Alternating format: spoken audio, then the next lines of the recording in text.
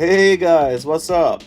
Fala galera, eu sou o Lucas Fer do canal Polymax e nesse vídeo um pouco especial eu quero trazer vocês para passear um pouquinho comigo aqui pela vila onde eu me localizo atualmente no Canadá, para a gente discorrer sobre um livro que eu gosto muito, entre vários livros que eu gosto, que é relacionado ao aprendizado. Esse livro se chama Learning How to Learn, Aprendendo a Aprender. Que na trajetória de Barbara Oakley, que é essa daqui da foto, e ela passou de uma estudante medíocre e avessa às ciências para uma renomada professora de engenharia. Então já segue o canal aí, já compartilha, já dá o seu like, deixa o seu comentário, porque é um conteúdo bem interessante, tá? E eu acho que você vai aprender bastante com isso. Bom, galera, para começar, o ponto central desse livro é a crítica ao conselho comum de seguir a sua paixão, né?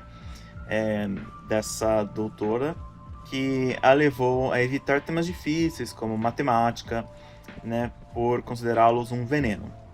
A reviravolta na vida dela prova que a afinidade com uma disciplina não é uma coisa nata, mas algo que pode ser desenvolvido.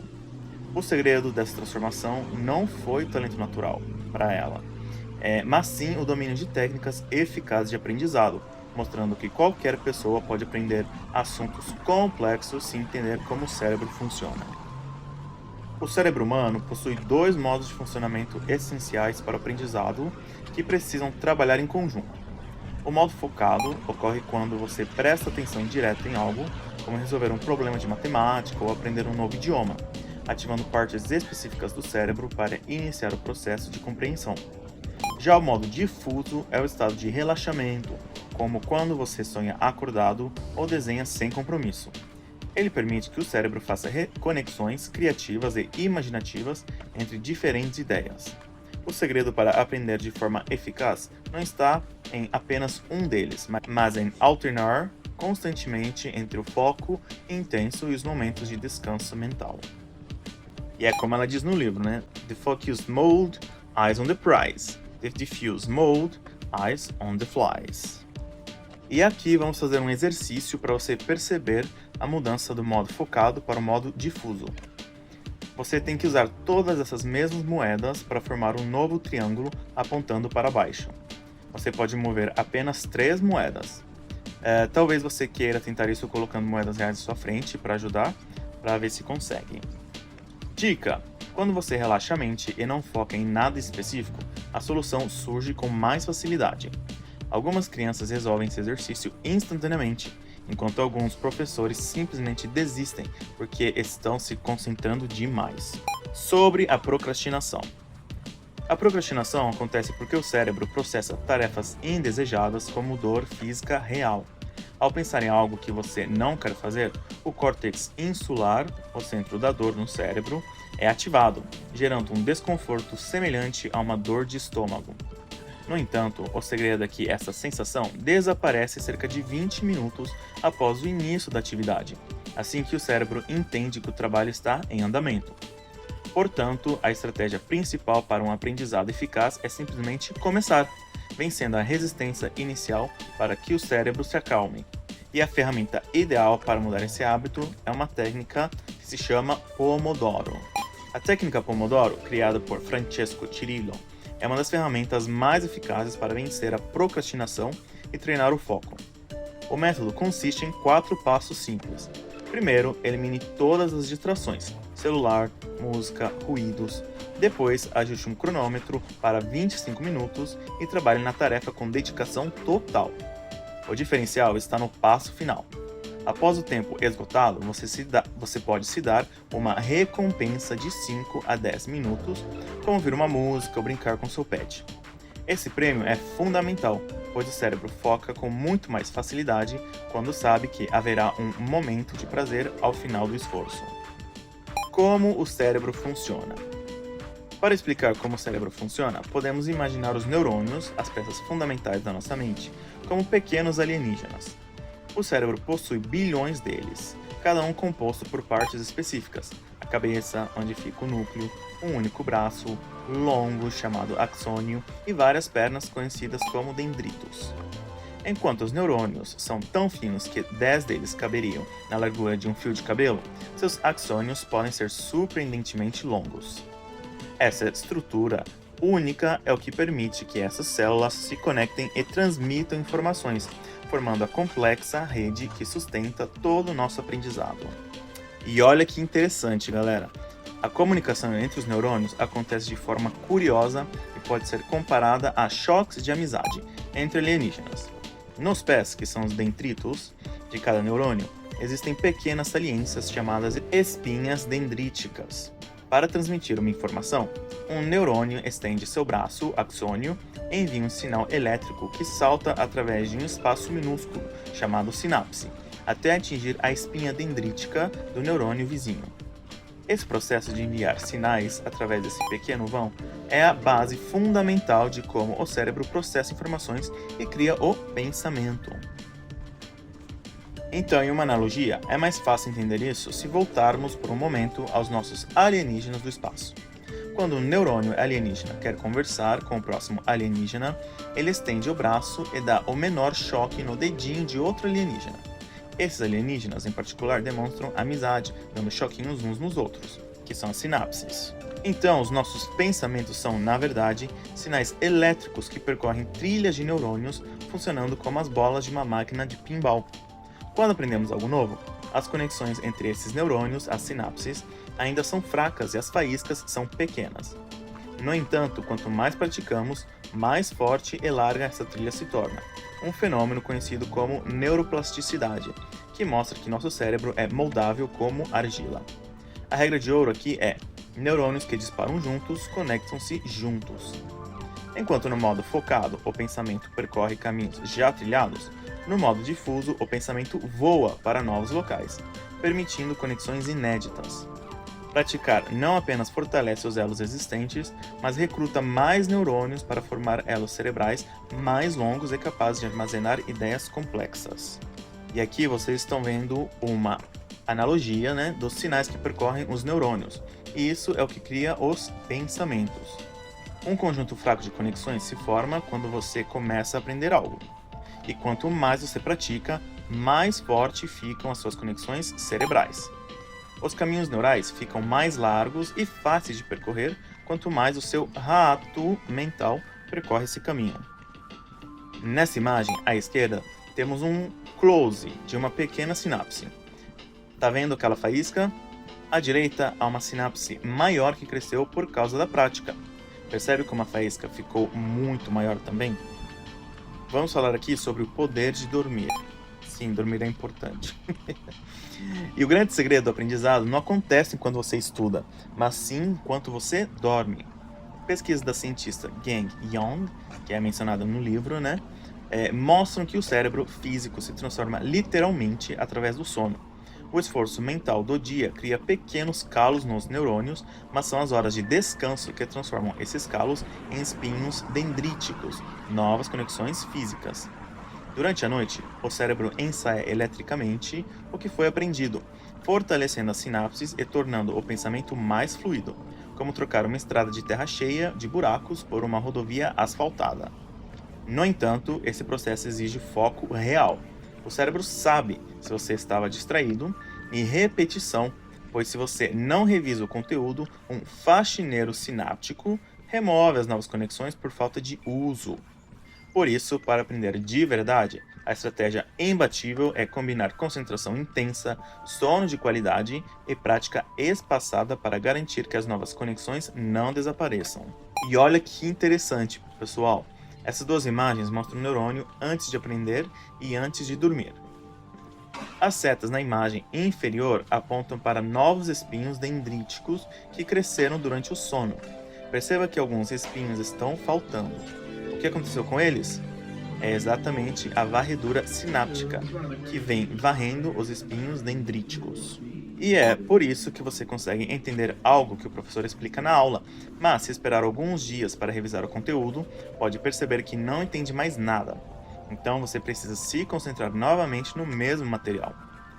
É preciso reiniciar o processo de crescimento dos espinhos dendríticos, assim como da primeira vez. Distribua sua prática ao longo do tempo e você se lembrará por muito mais tempo. E olha essa prática de recuperação espaçada. Como construir uma parede de tijolos do aprendizado. Aprender é como construir uma parede de tijolos, tá? Para que ela seja sólida, você precisa colocar uma camada por dia e esperar a argamassa secar. No cérebro, gente, essa argamassa seca durante o sono. Se você tenta construir a parede inteira em um único dia, o famoso estudo de véspera ou cramming, a estrutura fica instável, bagunçada e acaba desmoronando, pois não houve tempo suficiente para as conexões sinápticas se fortalecerem. A técnica ideal é a prática espaçada. Em vez de estudar 5 horas em um dia, estude 30 minutos durante 5 dias. Isso força o seu rato mental a percorrer a mesma trilha várias vezes em noites diferentes, tornando o aprendizado permanente. É fundamental usar a recordação ativa, tentar puxar a informação da memória sem olhar a resposta, pois é esse esforço de puxar que faz os espinhos dendríticos crescerem. E se você não pratica o faxineiro sináptico, entende que aquela informação é inútil e a apaga. Por fim, lembre-se, cada cérebro tem seu ritmo. Alguns precisam de mais repetições do que outros e isso é totalmente normal. O segredo não é a velocidade, mas a consistência de dar foco total a cada sessão e permitir que o tempo e o sono façam um trabalho pesado de transformar informação em conhecimento sólido. E o segredo do aprendizado, cérebro, sono e o povo da atenção. O aprendizado real não é apenas ler algo, mas sim um processo físico de construção no cérebro. Imagine que sua mente é um canteiro de obras e o conhecimento é uma parede de tijolos. Para que ela seja sólida, você precisa colocar uma camada por dia e esperar a argamassa secar. No cérebro, essa argamassa seca durante o sono. Então, o papel do sono. Durante o dia, o esforço de aprender cria pequenos calos nos neurônios. Mas é enquanto você dorme que o cérebro ensaia o que aprendeu, transformando esses calos em espinhos dendríticos, conexões físicas reais. Sem sono, as conexões ficam fracas e o faxineiro sináptico do cérebro as apaga por falta de uso. Já o povo da atenção, que é a memória de trabalho, no seu córtex pré-frontal, vive o seu polvo atencional. Ele tem, em média, apenas 4 braços, espaços na memória. Ele consegue segurar pouca informação por vez e por pouco tempo, uns 15 segundos mais ou menos. Se você tenta aprender tudo de uma vez ou se distrai com o celular, o povo derruba essa informação e ela não vira conhecimento de longo prazo. E a prática espaçada versus cramming. Estudar tudo na véspera, que é o cramming, é como tentar construir uma parede alta em um dia só, sem tempo para a argamassa secar entre as camadas. Tudo desmorona.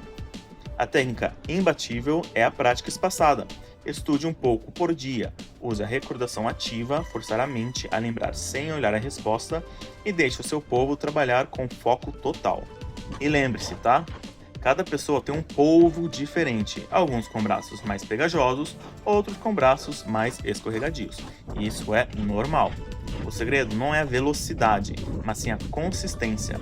Foco intenso durante o dia, repetição ao longo da semana e uma boa noite de sono para fixar os tijolos do seu conhecimento. E a memória de longo prazo, como ela funciona?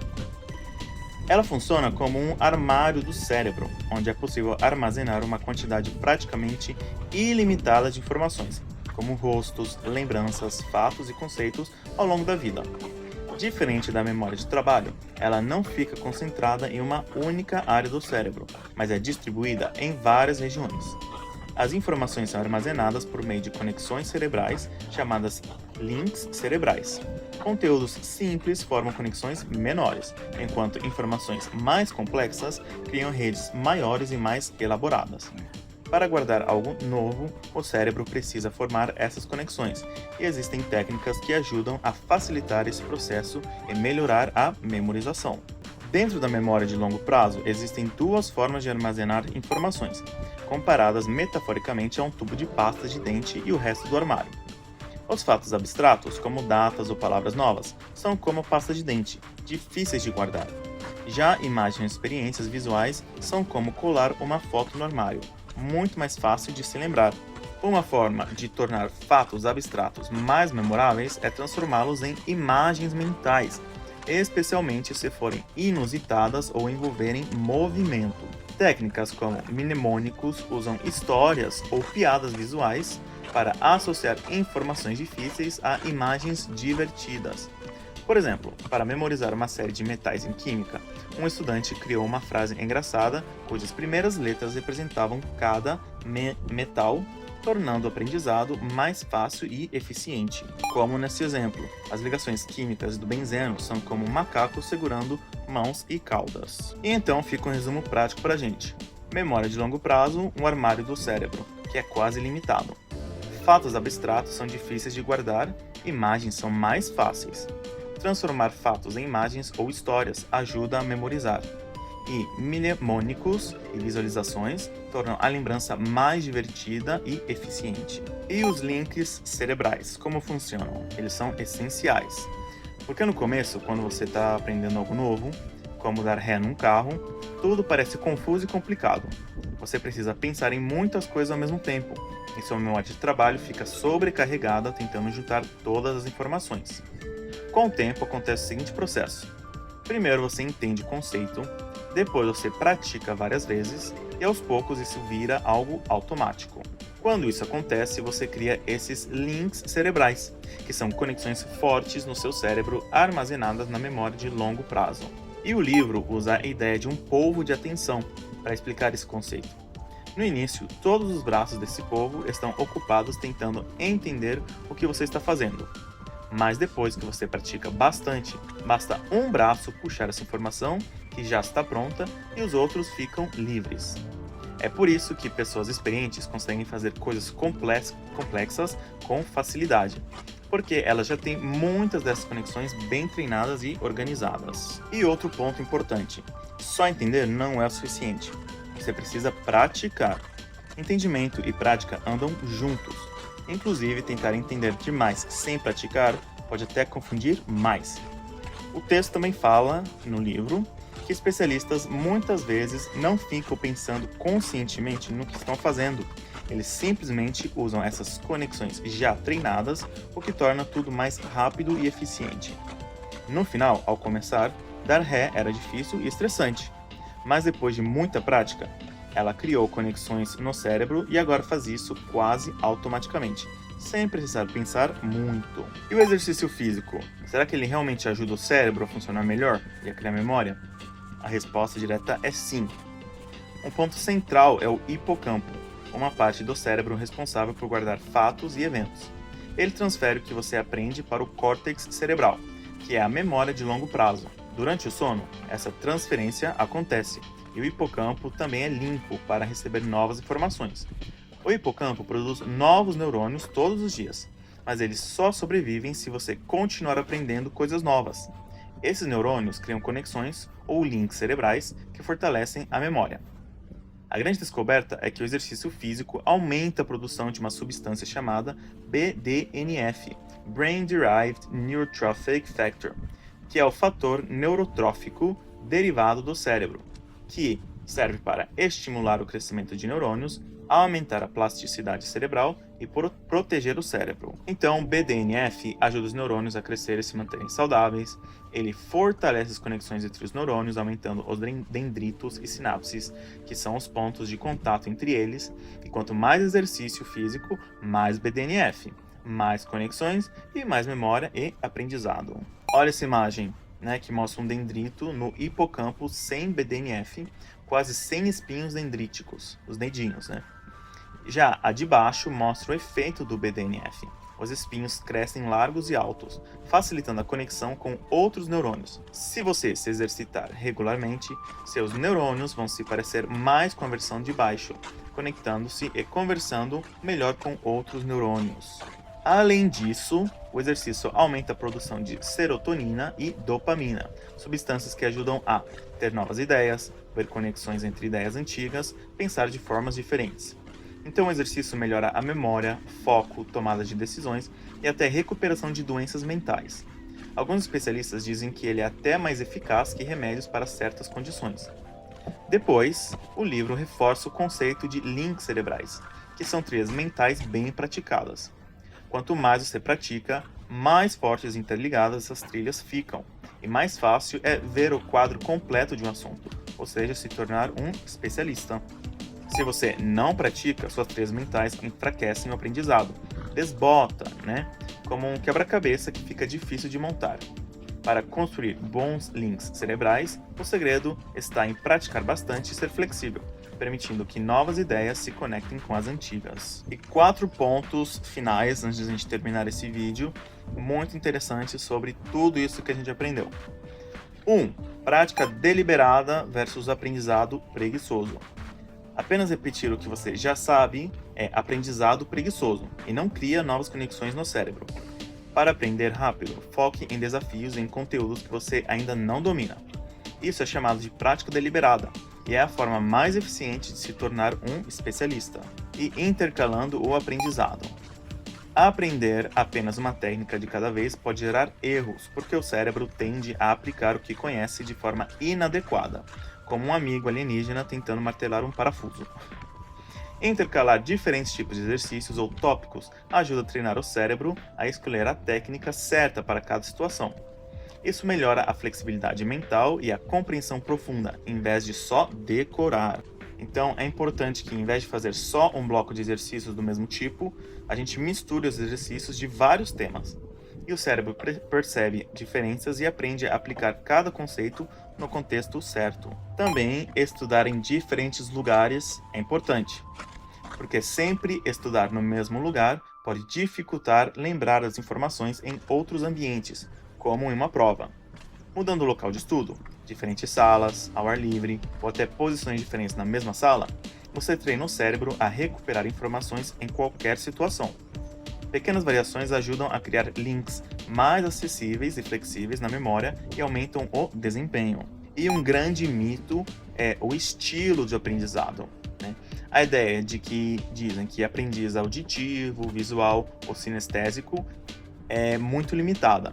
Focar só em um sentido pode enfraquecer o aprendizado em outros.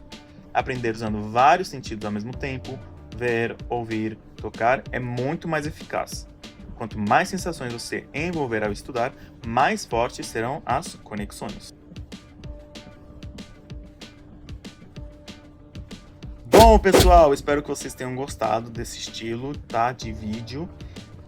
Para passear um pouquinho e falar sobre maneiras de estudar, né? Porque, bom, acho que vocês já viram aqui que o conteúdo é sobre aprender idiomas, etc. E é sempre importante a gente aprender, né? Como a gente deve aprender corretamente.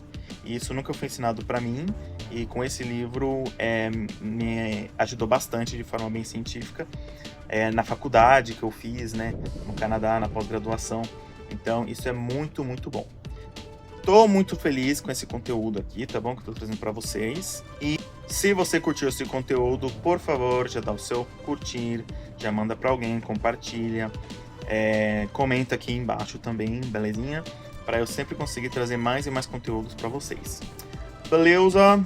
Se esse conteúdo te ajudou, faz tudo isso aí, tá bom? Não esquece, não esquece. Thanks a lot, guys. See you soon. Ser poliglota é o máximo.